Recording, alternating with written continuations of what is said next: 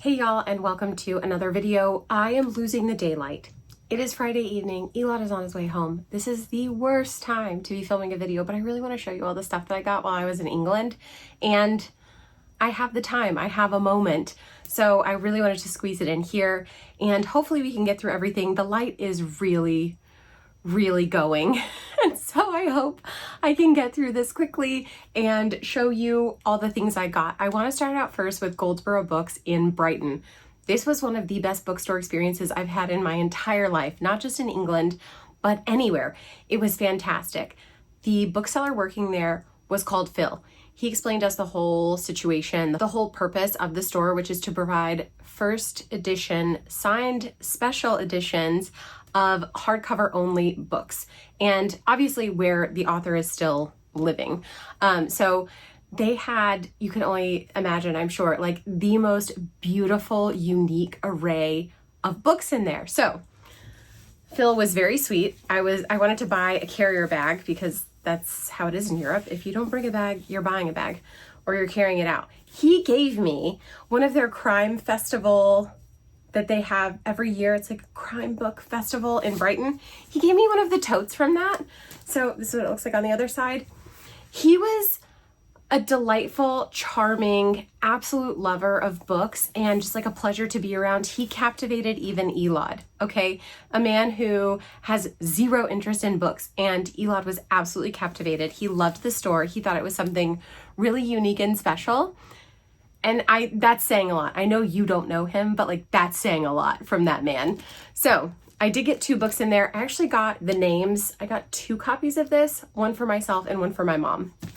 And these are numbered, signed, numbered, special edition, first editions. Like they have beautiful sprayed edges that actually match the end papers here.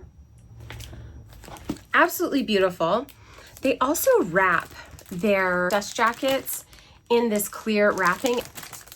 So it's also a very beautiful hardcover with the gold bear and moon and gin bottle. I absolutely love this. The way he described it to me is that there is a woman who has a son, and the woman's husband wants to name the son after himself. Anyway, they have a daughter already. The daughter says we should name the baby Bear. So in one reality, the mother names the son Bear. In another, in a way to not name the son after the father, but to kind of make him satisfied, is she calls him Julian, which means the father. And then in the third reality, she names him after the child's father. So we have these 3 different realities running parallel, and we check in with all of the characters every 7 years. It just sounds really interesting to me. I've only read one other book kind of like this, following dual timelines in different realities, if you know that one thing was different.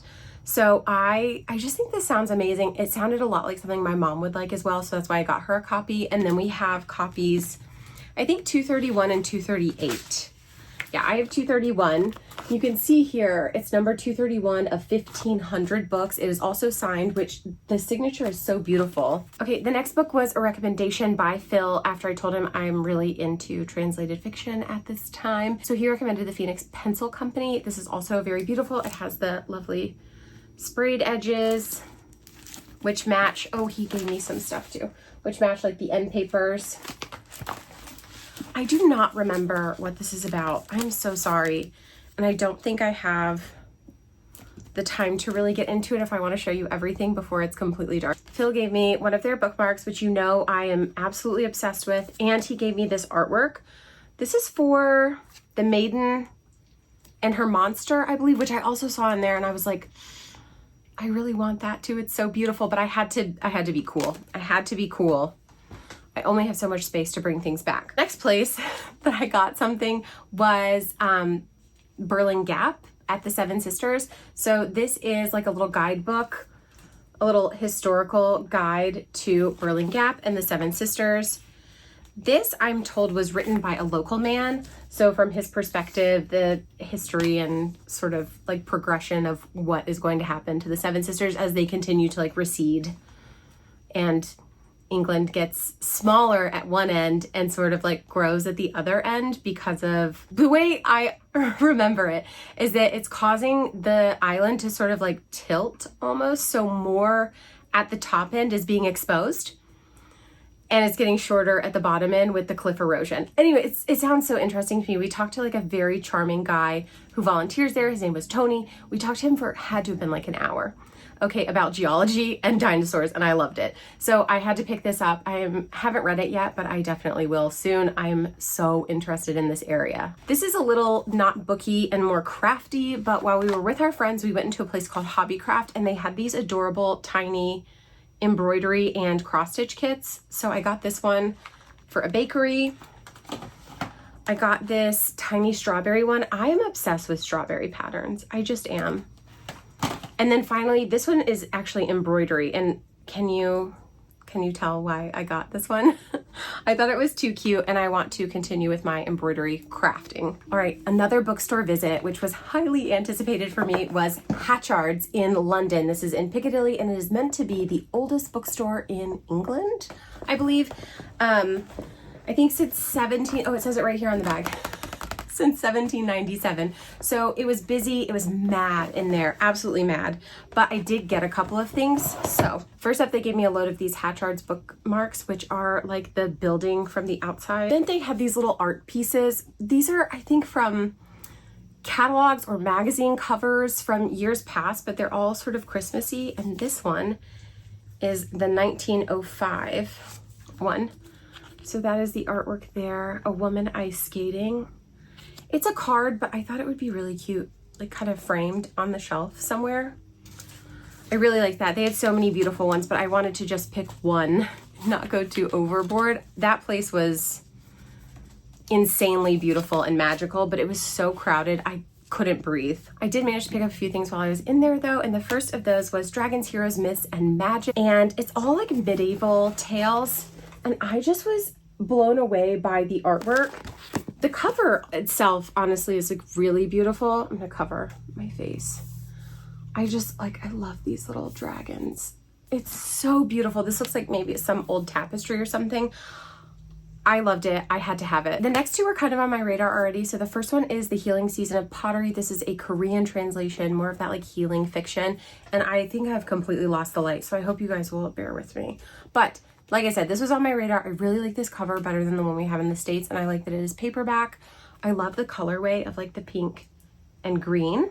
And then I got a handful of dust. This is just like a classic. It's in that Penguin Classics line as well. And this author has been on my list for a long time. So I wanted to kind of get into their writing. And then I read the back and I knew that I wanted to give him a try anyway. So this sounded really good to me and I decided this would be the one I would pick up. And like I said, it's that Penguin Classics, Modern Classics collection. So I will have similar spines on the shelves all together that match, which I really like. The final place that I stopped was a Waterstones. I did not go to the flagship store. London was just a little too busy while we were there. We were there like a week and a half before Christmas, which is a little crazy. It's a little mad to do.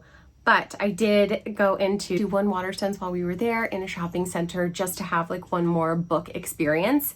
And I ended up with a couple of journals actually and a few books. I got this notebook, which is just a very pretty floral pattern. And it is a lined notebook, just really simple. I've been journaling a lot lately, so I don't feel bad about buying notebooks because I have been really using them. This is the next notebook I got. This is very witchy, very like my vibe or what I want my vibe to be. This is, let's be real, this is what I think my internal vibe is, but like my vibe is actually this. But I just thought it was really pretty, very my aesthetic.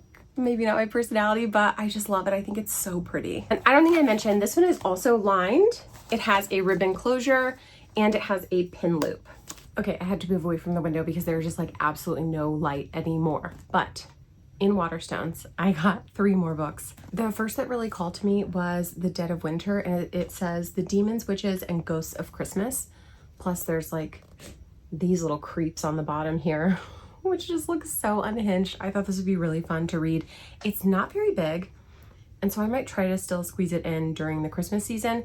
And it was on their buy one, get one half price offer. So I had to find another one, which is something I've never heard of. I don't think I've heard of any of these. These are all just brand new to me. So this other one is All the Lovers in the Night. This is a translation. It sounded very good about a young woman, like sort of going through it and then finding love, like really struggling at work, struggling in life, socially, things like that, and then finding love. So it sounded very good to me. I'm always game for a translation.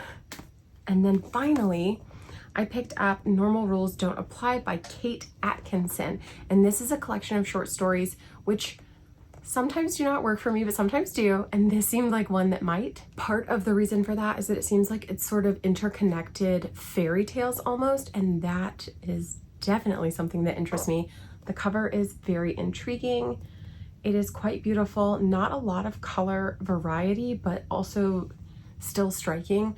It just really caught my eye and I decided to pick it up. So that is it. That is all the stuff I got while we were in England. All of the books, little crafty bits, and journals. Are you surprised that I came home with this much, or did you expect me to come home with a lot more? I would love to know. It was hard. It was hard not to bring home everything I touched, but it was a very good time. When we go back next summer, I'm hoping to go to Daunt, maybe spend some more time in foils because it just overwhelmed me at the time, and definitely go back to Hatchards. That place was great for me. Also Goldsboro. If we can't make it to Brighton, I definitely want to check out the one in London. It's just so interesting. Also, I don't think I mentioned this. They have subscription plans and they ship internationally. So I'm going to link that website down below because I'm considering joining one of those subscription plans, like Book of the Month. And it's not very expensive. They ship to the US, which is prime. And I just really like how special all of their books are. So that's all for me for now. Thank you so much for watching this little impromptu, very dark video. I will see you in the next one. Bye.